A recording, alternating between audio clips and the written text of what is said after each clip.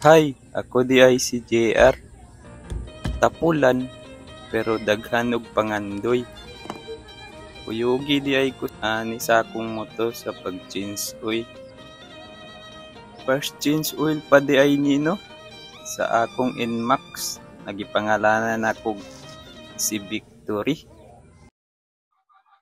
Balik na natin tong drain plug. Linisan lang natin bago natin ibalik. Victory manggod akong nauna-unahan ngay pangalan ani akong Inmax. Amang higpit lang mga boss. Kay dugay na manggod na ako ni nga pangandoy ang Inmax. Lalagay natin na langis 900 ml. Kita naman dito, di ba? Sa dipstick niya. Ito lang karaming lalagay nating langis. Yun mga boss, gamit pala natin na oil. Itong Motol water oil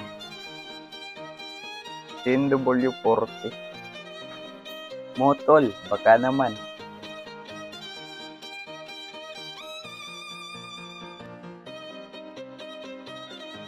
Nag-improvise lang di ay ko no. Ug kwan, imbudo. Kaya wala man gud ko imbudo, nawala diri sa balay. I-double check po di ay nako di ano. Ang oil sa yang dipstick kung tama ba. Reset natin mga boss. Balik natin 0.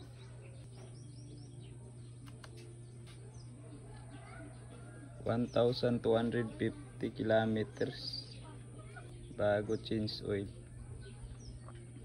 ni Victory. First change oil ni Victory 1,250 kilometer.